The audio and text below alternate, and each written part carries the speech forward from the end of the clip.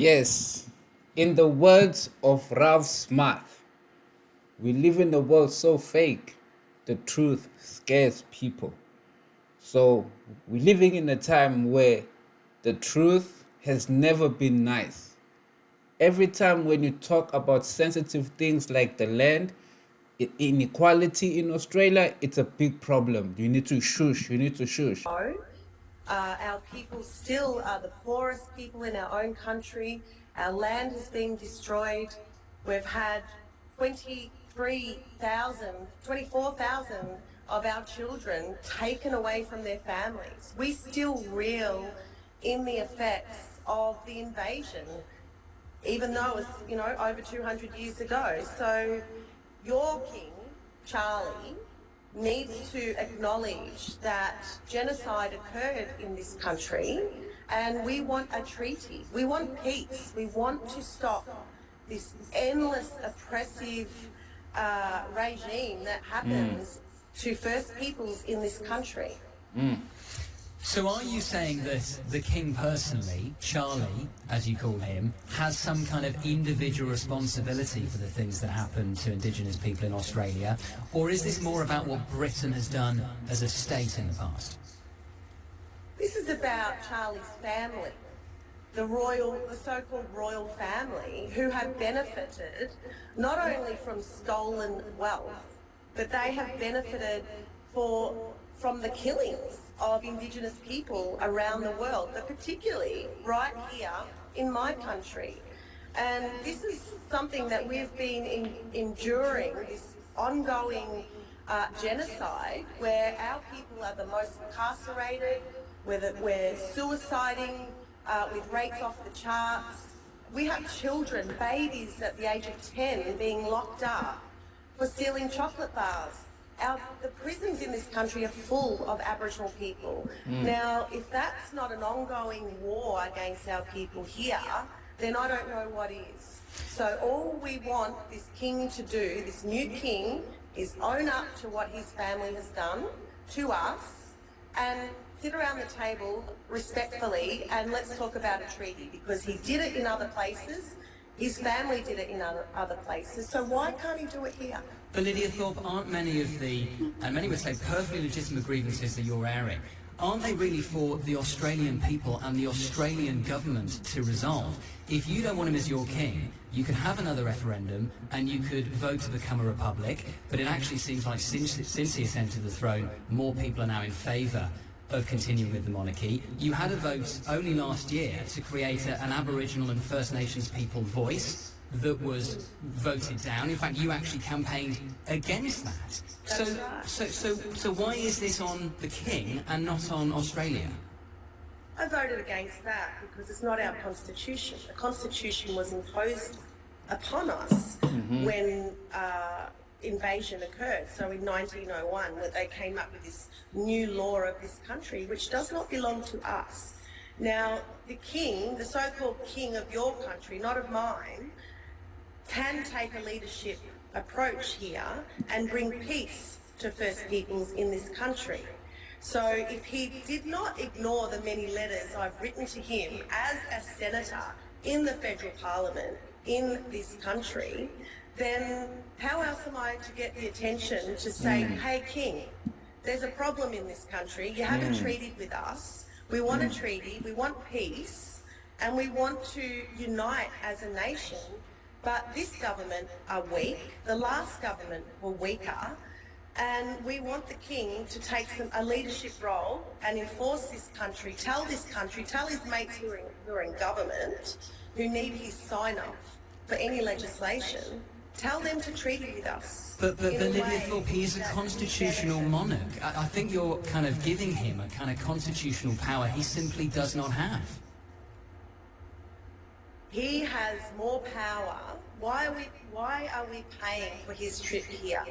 So many politicians flew to Canberra for today, and that has cost the Australian taxpayers millions of dollars. Why are we paying for him to visit here?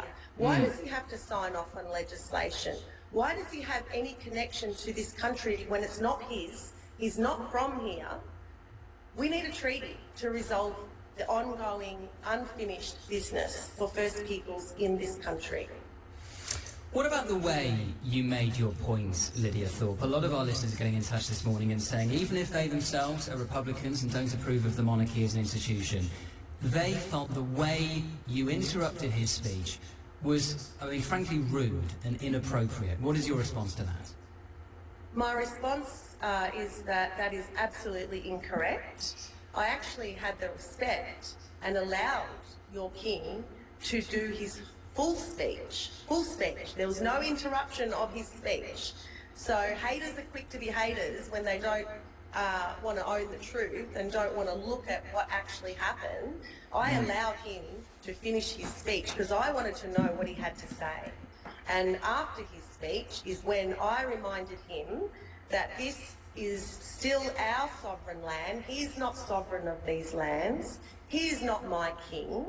And I represent the black sovereign movement.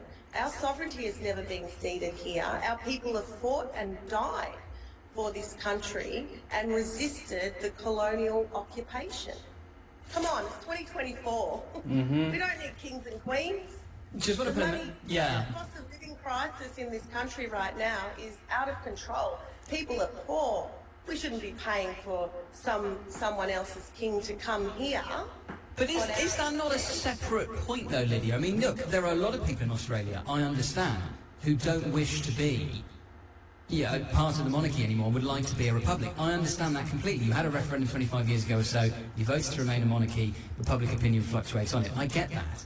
But the king would respect whatever the outcome was of a future referendum. If you feel that strongly, my point to you is the same.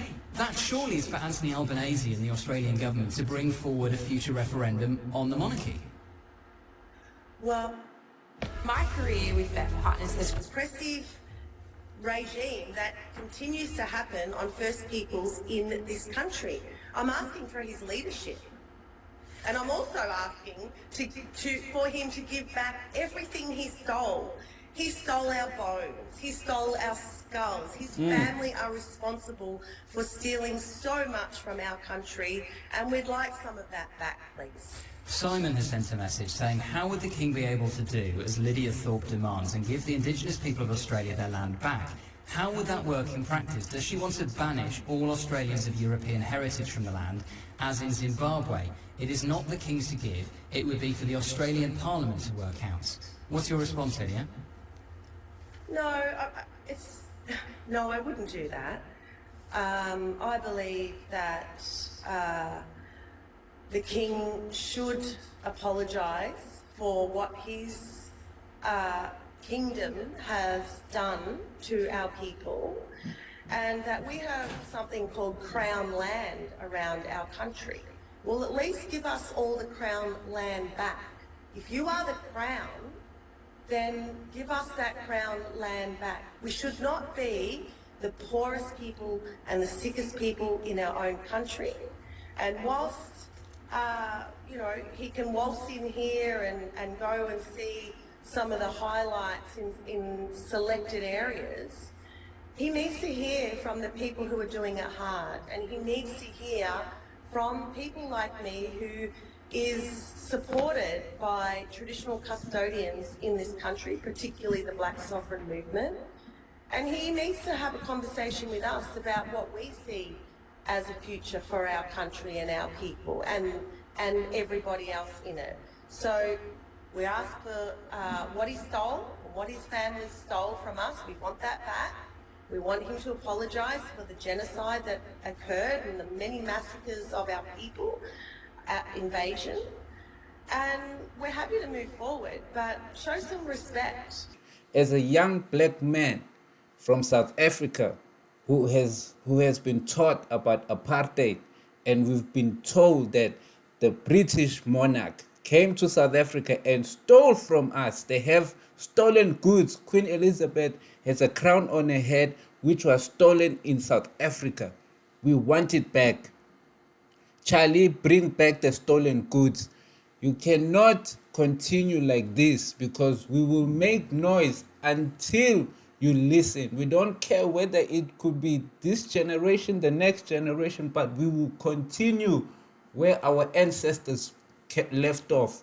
We cannot allow a family that has built their wealth by killing other people, colonizing people. In South Africa, they did that. They did it in Australia. Give back people what they want. I support Lidia Thorpe.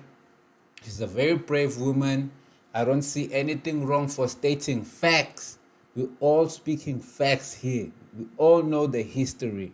So if you're going to continue to perpetuate the same system, the same inequality, we will continue to make noise. Shapa when a girl, shapa. We support you. This is my reaction. Guys, spread the love, stop the hate. If you want unity, we gotta work together. But right now, there's inequality. We see it, and we're gonna continue to make the noise. Love us or hate us, but that's a fact. Afro facts. Brrrah.